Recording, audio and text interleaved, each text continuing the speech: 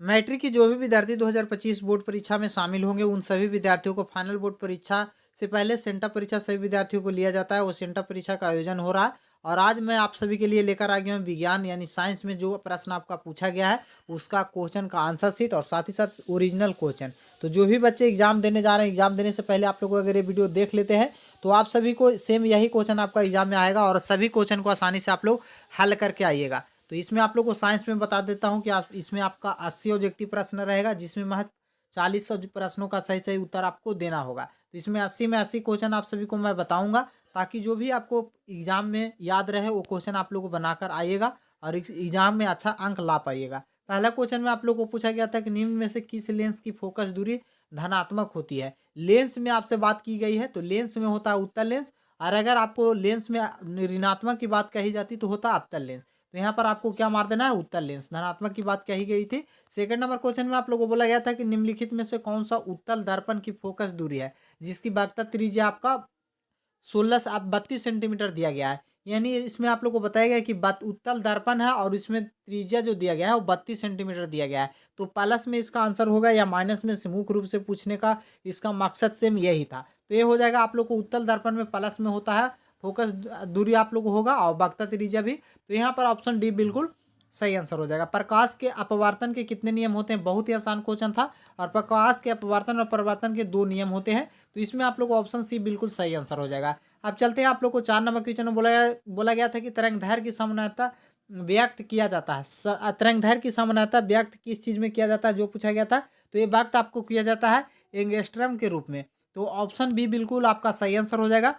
चलते हैं 5 number question में बोला गया था कि किसी लेंस द्वारा उत्पन्न आवर्धन का एसआई मात्रक क्या होता है। किसी लेंस द्वारा उत्पन्न आवर्धक का एसआई मात्रक आपसे पूछा गया था। तो एसआई मात्रक नहीं होता है। ऑप्शन डी इस पर आप लोग को बिल्कुल सही आंसर हो जाएगा। अब चलते हैं आपका 6 नंबर क्वेश्चन में बोला गया था कि किसी गोलीय दर्पण द्वारा बराबर होता है न कि प्रतिबिंब का आवर्धन एम है तो प्रतिबिंब क्या होगा। प्रतिबिंब बराबर क्या पूछा गया है, इसमें आपसे फार्मूला पूछ दिया गया है मुख्य रूप से। तो इसका सही आंसर हो जाएगा फार्मूला एम बराबर आप लोग को वी बटा यू हो जाएगा। ऑप्शन बी बिल्कुल सही आंसर हो जाएगा। अब चलते हैं आपको 7 नंबर क्वेश्चन में। 7 नंबर क्वेश्चन में बोला गया था कि यदि एक अवतल दर्पण के सामने रखी एक किसी दूरी पर वर्ग दर्पण की दूरी को बढ़ा दिया जाता है तो इसमें आप लोग को क्या होगा, वस्तु की जो प्रतिबिंब बनेगा वो क्या कैसा बनेगा जो पूछा गया था आप लोग को 7 नंबर क्वेश्चन में। सही आंसर इसका आप लोग को हो जाएगा वस्तु का प्रतिबिंब जो है वो घट जाएगा। ऑप्शन सी बिल्कुल सही आंसर हो जाएगा। अब चलते हैं 8 नंबर क्वेश्चन में बोला गया है तो उत्तल दर्पण की फोकस दूरी और वक्रता त्रिज्या के अनुपात क्या होता है। बहुत ही आसान क्वेश्चन था, 1/2 होगा अनुपात। तो ऑप्शन बी बिल्कुल 8 का बिल्कुल सही आंसर हो जाएगा। अब चलते हैं आप लोग को 9 नंबर क्वेश्चन में। 9 नंबर क्वेश्चन में बोला गया था कि नेत्र लेंस की वक्रता त्रिज्या कम हो जाने पर कौन सी दृष्टि दोष होता है। आप लोगों लेंस की वक्रता त्रिज्या जब कम हो जाता है तो आदमी को कौन सा दृष्टि दोष हो जाता है जो पूछा गया था। तो ये हो जाता है आप लोग को निकट दृष्टि दोष, क्योंकि दूर की वस्तु स्पष्ट रूप से दिखाई देता है और नजदीक वाला नहीं देता है।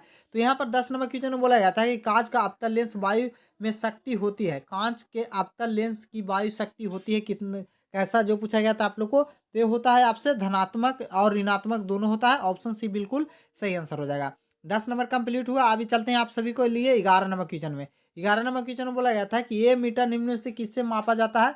ए मीटर से किसको मापा जाता है, बहुत ही आसान क्वेश्चन आप लोगों को था। और इससे मापा जाता है किससे बाबू, ए मीटर से आप लोग को विभव आवेश को मापा जाता है। तो यहाँ पर ऑप्शन ए बिल्कुल सही आंसर हो जाएगा। अब चलते हैं आप लोग को 12 नंबर क्वेश्चन में बोला गया था कि उपकरण जो विद्युत ऊर्जा को ऊर्जा में बदल देता है वह क्या कहलाता है। उपकरण जो विद्युत ऊर्जा को ऊर्जा में बदल देता है तो वह क्या कहलाता है जो पूछा गया था। तो वो कहलाता है विद्युत मोटर। ऑप्शन ए बिल्कुल सही आंसर हो जाएगा। अब चलते हैं आप लोग को यहाँ पर 12 नंबर क्वेश्चन आप सभी का कंप्लीट हुआ। 13 नंबर क्वेश्चन में 13 नंबर क्वेश्चन में बोला गया है कि दो श्रेणियों, देख सकते हैं यहाँ पर आप लोग को बताया गया है कि 13 नंबर क्वेश्चन में बोला गया था कि श्रेणी से जुड़े हुए प्रतिरोधकों को आर अनुपात का समतुल बराबर होगा। समतुल दोनों को बराबर में जोड़ा जाता है। समानांतर आप लोग को प्रतिरोधों को यहाँ कौन सा श्रेणी में श्रेणी क्रम में जोड़ा जाता है तो कौन सा मान होगा जो पूछा गया था। 13 नंबर न्यूमेरिकल से क्वेश्चन आपको दे दिया गया था। तो R1 + R2 हो जाएगा क्योंकि श्रेणी क्रम में जोड़ा जा रहा है। ऑप्शन सी बिल्कुल सही आंसर होगा। अब चलते हैं आप सभी को लिए 14 नंबर क्वेश्चन में। अनवीनकरणीय ऊर्जा का स्रोत कौन सा है, बहुत ही आसान क्वेश्चन था। अनवीनकरणीय स्रोत हो जाएगा कोयला। ऑप्शन बी बिल्कुल सही आंसर हो जाएगा। किलो वाट का एसआई मात्रक है किसका जो पूछा गया था, बहुत ही आसान क्वेश्चन था। और ये क्वेश्चन आप लोग को हो जाएगा विद्युत धारा का, ऑप्शन ए बिल्कुल सही आंसर होगा। 16 नंबर क्वेश्चन में चलते हैं। 16 नंबर बोला निम्नलिखित में कौन सा बार निक्षेपण करता है। बार निक्षेपण कौन करता है जो पूछा गया था। 16 नंबर क्वेश्चन का हो जाएगा प्रिज्म। प्रिज्म जो है वो बार निक्षेपण करता है, तो ऑप्शन डी बिल्कुल सही आंसर हो जाएगा।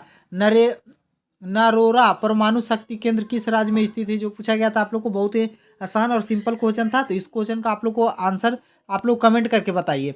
साथ ही साथ 18 नंबर क्वेश्चन में चलते हैं। बोला गया था कि पवन विद्युत जनित्र कुंडली को खींच घुमाने का मूल रूप क्या करती है। खींच घुमाने का मूल रूप क्या करती है जो पूछा गया था आप लोग को।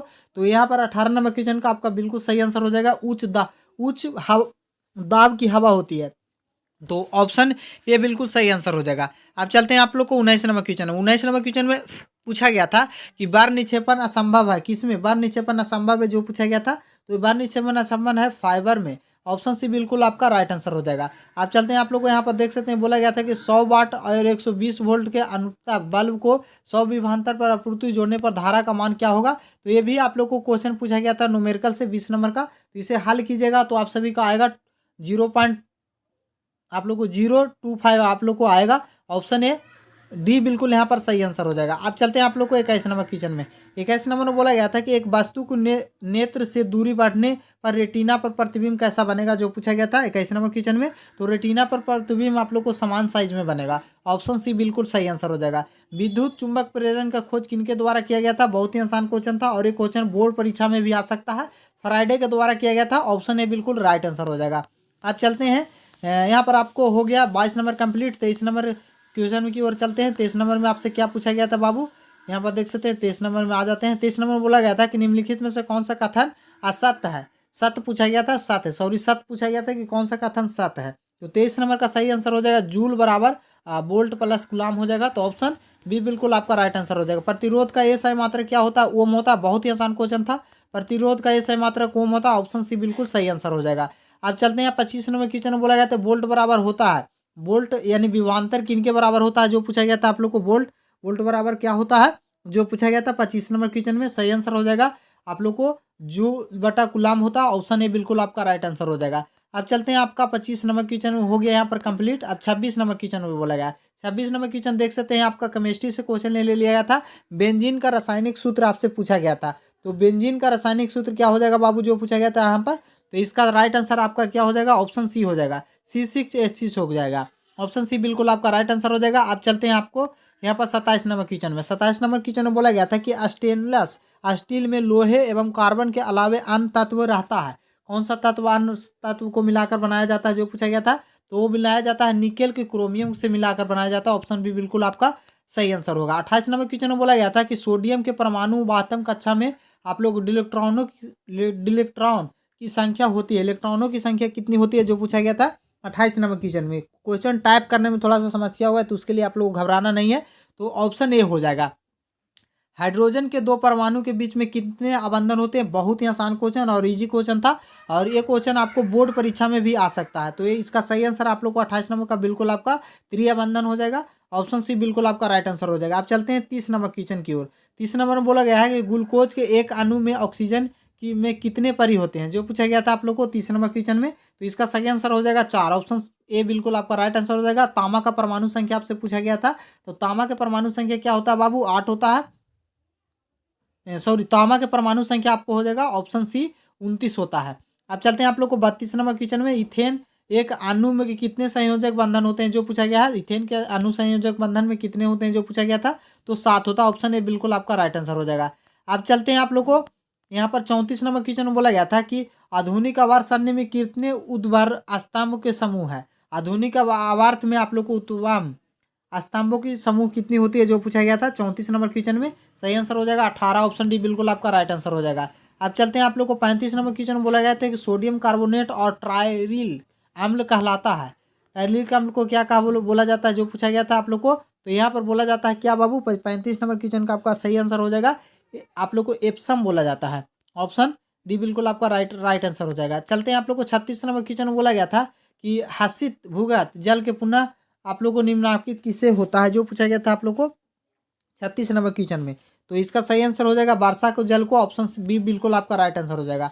अब चलते हैं आप सभी 37 नंबर क्वेश्चन में। 37 नंबर क्वेश्चन में बोला गया संकेत द्वारा व्यक्त में कौन सा धातु होता है।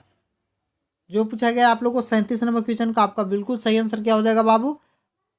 37 नंबर का आप लोग को हो जाएगा 29A9 हो जाएगा। ऑप्शन ए बिल्कुल आपका राइट आंसर हो जाएगा। किस तत्व में न्यूट्रॉन शून्य होता है? जो पूछा गया था आप लोग को, तो यहाँ पर आप लोग को अकीरीय तत्वों में न्यूट्रॉन की संख्या शून्य होता है। तो 38 नंबर का बिल्कुल आपका राइट आंसर हो जाएगा लिथियम में, सॉरी हाइड्रोजन में। ऑप्शन सी बिल्कुल आपका राइट आंसर हो जाएगा। आप चलते हैं वैसे यौगिक जिनका अणु सूत्र समान किंतु संरचना सूत्र भिन्न होता है, तो उसे क्या बोला जाता है? जो पूछा गया था आप लोग को 39 नंबर में, तो वह समन्वय कहा जाता है।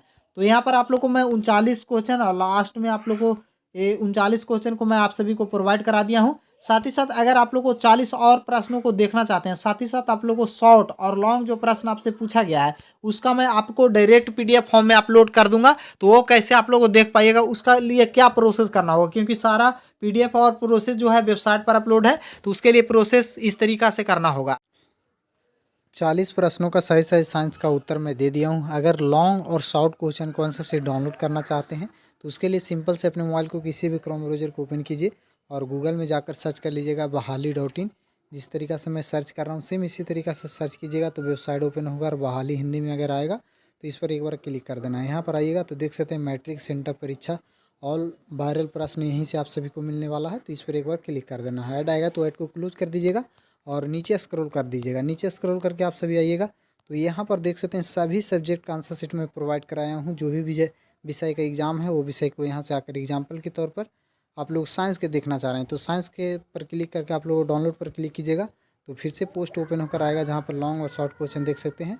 यहाँ पर ऑब्जेक्टिव प्रश्नों का सही से उत्तर दिया गया है जिसमें आप लोग को 80 प्रश्न पूछा गया है, जो 80 में 80 क्वेश्चन को आंसर शीट दे दिया गया है। साथ ही अगर आप लोग शॉर्ट क्वेश्चन देखना चाह रहे हैं तो देख सकते हैं यहाँ दिया गया है शॉर्ट क्वेश्चन, यही आप लोग को रहने वाला है, तो यह सिर्फ आप लोग को देख लीजिएगा। साथ ही साथ व्हाट्सअप ग्रुप में ज्वाइन एक बार जरूर होइएगा क्योंकि वहाँ पर सबसे पहले मैं PDF के फॉर्म में अपलोड कर देता हूँ। तो यहाँ से अगर आप लोग व्हाट्सअप ग्रुप में डाउनलोड भी कर सकते हैं क्वेश्चन को और व्हाट्सअप ग्रुप में ज्वाइन भी हो सकते हैं। इस वीडियो को दोस्तों में शेयर कर दीजिए और चैनल पर जो विद्यार्थी पहली बार जुड़े हैं वो चैनल को सब्सक्राइब कर लीजिएगा और वीडियो को लाइक ज़रूर कीजिएगा।